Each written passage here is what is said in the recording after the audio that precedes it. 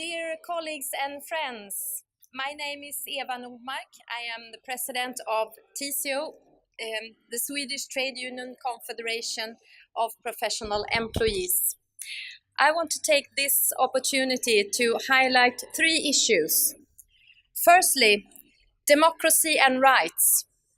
Populist political movements are on the rise in so many countries around the world today, and so is support for extremist and xenophobic parties. We see what a terrible effect these movements have on politics, but also on the public discourse. The values that our trade union movement is built on, such as everyone's equal value, human rights and non-discrimination, are being called into question. The democratic space is shrinking, not least for trade unionists. The ITUC Global Rights Index has been charting this and is a crucial tool for highlighting this troubling development. TCO is proud to cooperate with the ITUC Human and Trade Union Rights Department in this important work. Secondly, when it comes to gender equality, business as usual will not suffice, not in the world of work and not within unions. Ensuring that women's voices are heard and ending gender-based violence and harassment should be among the priorities for our movement of the next Congress period. Thirdly, just transition and the future of work. Yes, the world of work is changing. Digitalization, automation, robotics, artificial intelligence are the changes we most often talk about. But climate change is also a major driver for change. Old technologies and old jobs are being phased out, but at the same time, new jobs are emerging. And we shall not just stand by and watch these changes take place. What the future will look like depends on how we as trade unions respond to these changes and our strategies to shape the future. Our job is to make sure that no one is left behind as these changes occur. In order to create inclusive labor markets in a time of structural transformation, we need systems for reskilling and lifelong learning. Workers need to be given the opportunities to acquire new skills that are demanded on the labor market of today and tomorrow. We also need to fight for social security systems that provide protection for workers so that no one has to fear change. When workers face unemployment because of structural change, they should know that there are measures in place, such as concealing, training, and other labor market policies that provide them with a good chance of finding a new job. Protect people, not jobs, has long been the mantra in our trade union movement, and it is as true today as it has ever been. So my message to Congress is this: we are the largest democratic movement in the world, and we stand united in the fight for democracy, democratic values, and everyone's equal value. Now we need to mobilize and do what it takes to shape the future of work so that we can create a labor market that is inclusive, that respects labor rights with social justice, and that is ecologically sustainable.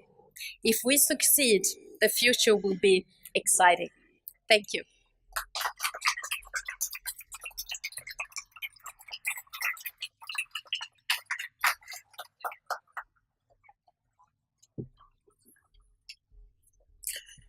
Gloria Mills, Trade Union Congress UK, Unison the Public Services Union, and President of the ITUC Women's Committee. President Congress, I'm speaking on the section of the statement on equality, closing the gender pay gap.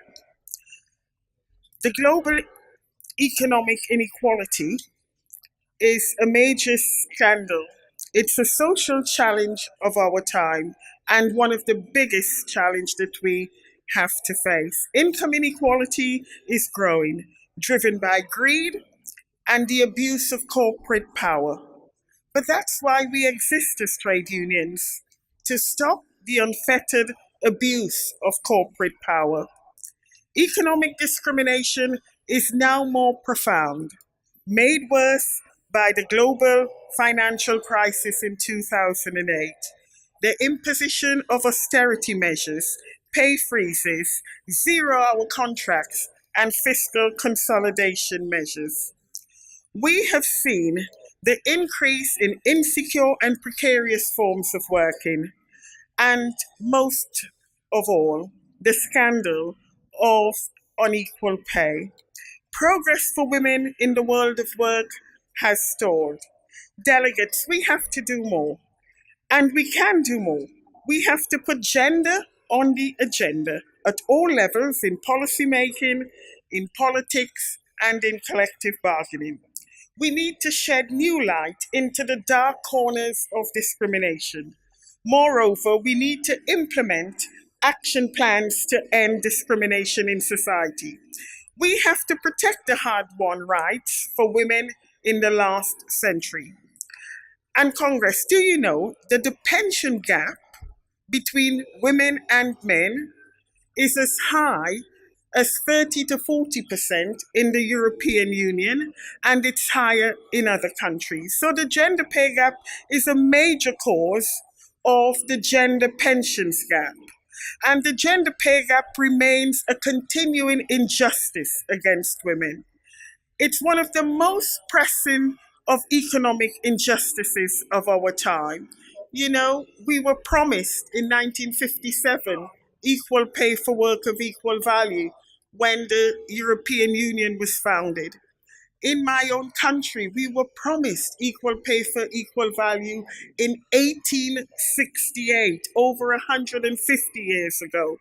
And we have had so many decades of broken promises to women that they will get equal pay for work of equal value. But you know, it would take another 70 years at the pace of change today to achieve equal pay. So wages and income inequality is getting worse. And we need to ensure that the gap that older women, migrant women, black women have are also closed. And we have to end the dominance of men in all the top positions. We have an educated, capable, and competent workforce of women who could work at every level. But moreover, we need a fairer distribution of profits made from workers' productivity. That's why we want to have mandatory pay audits and mandatory collective bargaining to end the scourge of low pay, unequal pay, in work poverty, and 0 hour contracts. Could you believe it? In this century, we have people working on 0 hour contracts, not knowing from day to day how much they will be paid or whether they will have an income to feed their family. So we need to end this race to the bottom, and we need to make sure that we have justice for working women in particular. Justice has been denied for too long, and it is time that we have better work life balance. And I want to say, colleagues, you know, we have campaigned in Europe for a social pillar of rights. And we have a new proposed EU directive for better work life balance.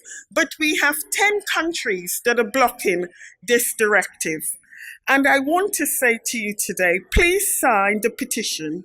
There is a petition calling for better work-life balance, calling for universal childcare and social protection for all. So let us change the rules. Let's have gender parity for women at all levels of power.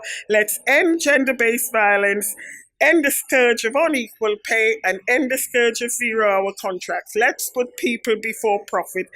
Thank you, conference.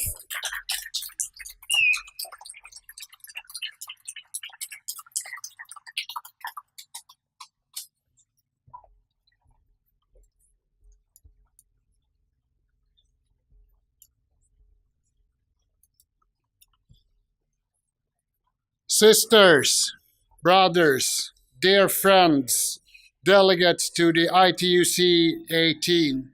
My name is Göran Arius from SACO, Sweden. Democracy and human rights are the fundaments of all global trade unions' work. We are a unique movement that stand united for the common goal of social justice, no matter of color, culture, or language differences. Human living standards are closely linked to human working conditions. The Swedish Prime Minister Stefan Löfven once said, "If you want to change human living conditions, start with the working conditions." By strengthening trade unions and the working conditions, you will enable to lift people out of poverty and empower them. The most efficient way to do so, through collective bargaining and good social dialogue between employers and employees. This gives the independency and flexibility that is needed on global labor markets in transition. This is also the very core of the Swedish trade union movement and the heart of Global Deal, initiated by our Swedish Prime Minister. Secondly, there is another very important approach: education. A fair and equal education for all is crucial for the empowerment of people, to lift populations out of poverty and to obtain prosperity in societies. Thirdly, but a large threat is the dismantling of democracies in our time. With the growing populism and fascism, we are all have a certain responsibility to defend our democracies. We need to show global solidarity and stand together to prevent the dismantling of fundamental working standards, the right to organize unions and the right to strike. Among those with an education, there is less likelihood to fall into the pit hole of misinformation and fake news. Through education, we can empower people, give them the potential to understand the time we are living in, and give them the potential to fight back. Thank you all.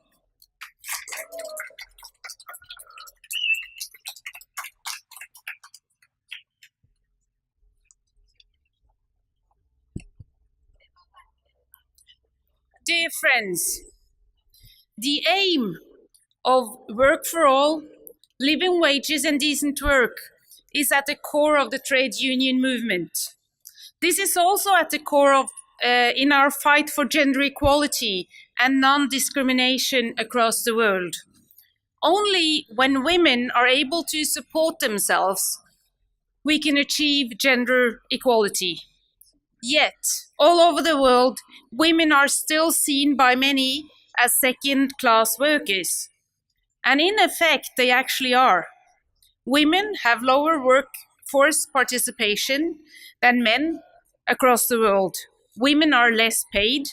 Women are overrepresented in the informal sector. Women are overrepresented in part-time jobs. And women are still, to this day, underrepresented in power and leadership. It is regrettably also the case in Norway, a country that, together with the other Nordic countries, regularly is ranked as one of the most gender equal countries in the world. Even here, even now, victories that we have achieved, rights that we have fought in place during more than 100 years of struggles, are seriously challenged. It is, as we speak, challenged by the government of Norway. What is at stake now is crucial elements of the Norwegian abortion law.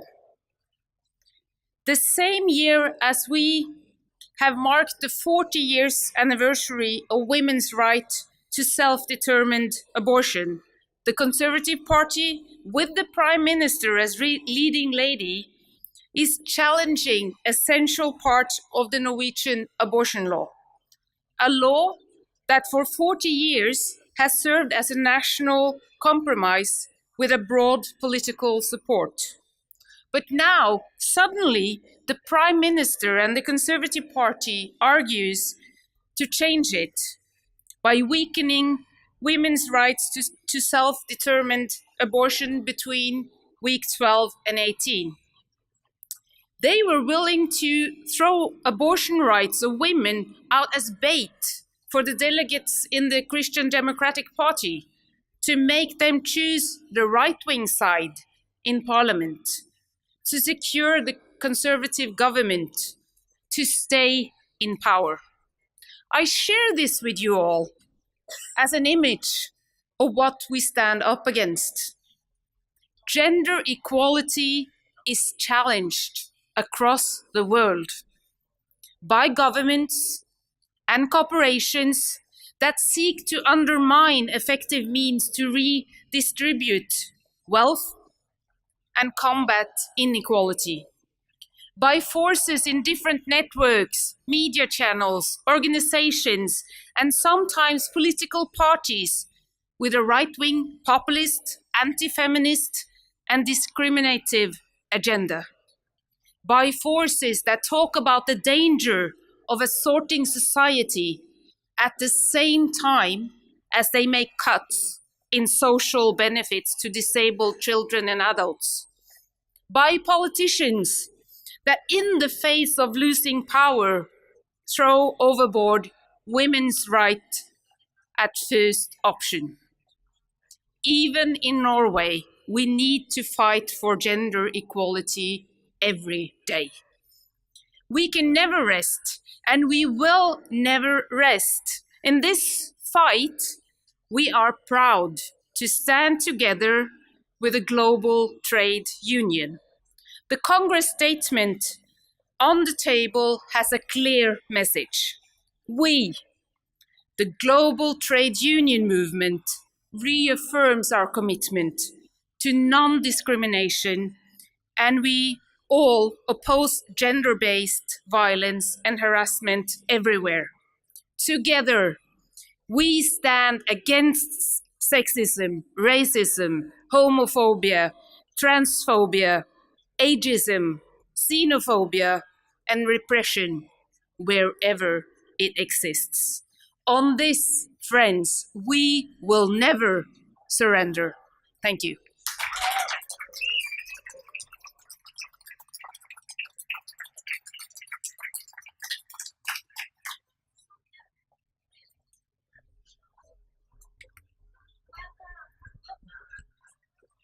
Comrades, Congress, brothers and sisters.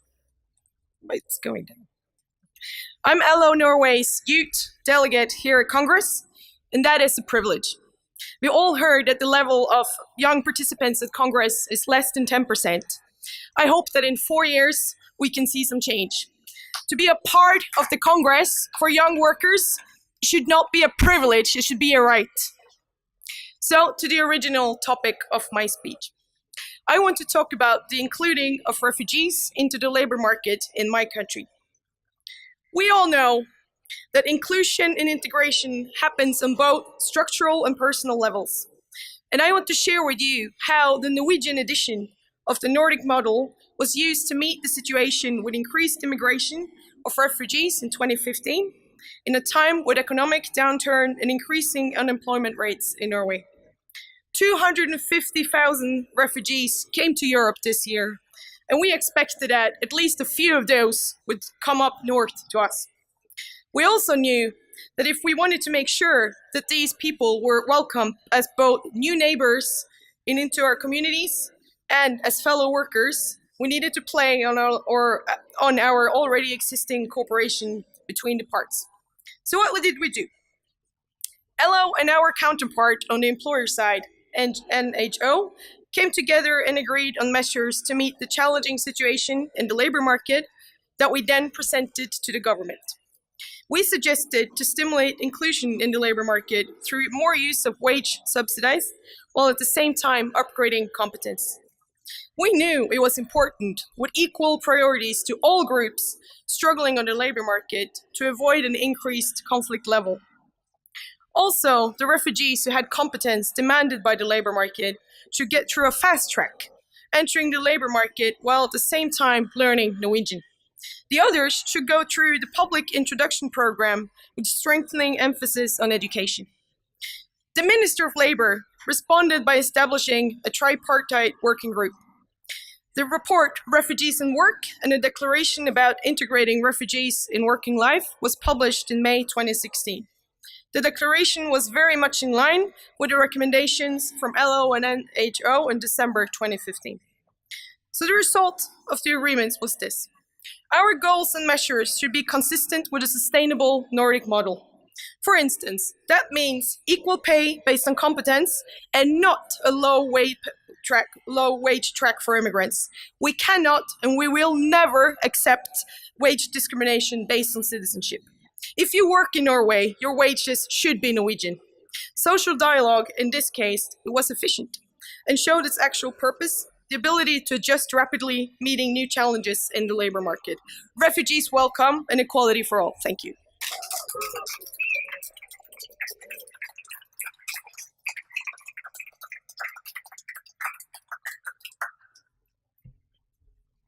Dear colleagues, first of all, excuse me because my English not so good, because that I will speak in my language, Montenegro language.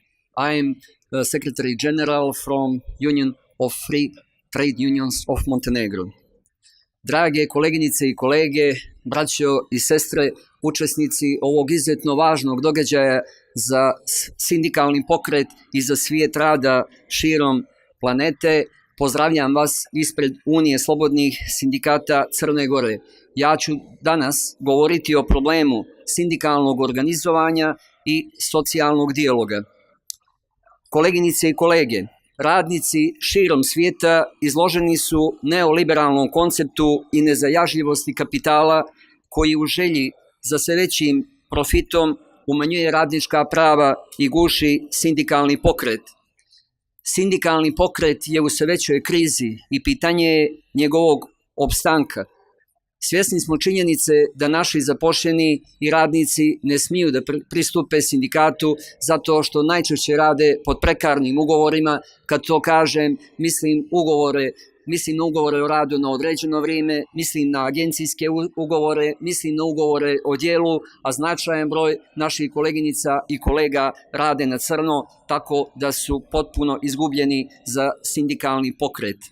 Osim toga, sve benefite koje sindikalne aktivnosti izbore za svoje članstvo uživaju i svi drugi zaposleni koji nisu članovi sindikata i naravno nemaju motiva da pristupe u sindikalni pokret.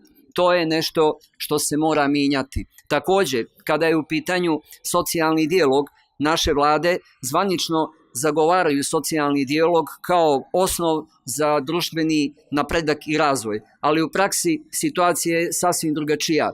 Mi imamo situaciju da poslodavci nisu motivisani da vode socijalni dijalog, mi imamo situaciju da poslodavci bez argumenata raskidaju kolektivne ugovore koje smo do sada zaključili i imamo situaciju da su u nepovoljnijoj poziciji i nelojalnoj konkurenciji oni poslodavci koji su društveno odgovorni, koji imaju kolektivne ugovore i vode socijalni dijalog sa svojim zaposlenima. To također moramo da mijenjamo. Zato Unija slobodnih sindikata Crne Gore zahtijeva od svoje sindikalne internacionale, od Međunarodne konfederacije sindikata i od Evropske konfederacije sindikata, da se na nivou Međunarodne organizacije rada i Evropske unije izbore za nove mehanizme koji bi ojačali poziciju sindikata i unaprijedili socijalni dijalog. U tom smislu predlažemo da se u postojećim ili novim međunarodnim dokumentima, kao što su konvencije, direktive ili preporuke, propišu obaveze naših država da raznim mjerama stimulišu poslodavce koji vode socijalni dijalog sa svojim zaposlenima, a imaju zaključene kolektivne ugovore u smislu smanjenja poreza, pružanja nekih povoljnijih kredita i tome slično. Takođe, predlažemo da se u ovim dokumentima propiše mogućnost da oni benefiti za koje se sindikati izbore pripadaju isključivo članovima tog sindikata, a ne i svim zaposlenima. Ubijeđeni smo da ukoliko ne dođe do ovih dokumenata i unapređenja, sindikati će se boriti za goli opstanak, a sa nestankom sindikata nestaje jedan socijalni partner, a sa tim nestaje i socijalni dijalog. U to ime pozivam ispred Unije slobodnih sindikata Crne Gore sve zaposlene da se učlanjuju sindikate, pozivamo ih da zajedno djelujemo pod motom ovog kongresa, a to je gradimo radničku snagu i mijenjajmo pravila u korist zaposlenih i svijeta rada. Hvala.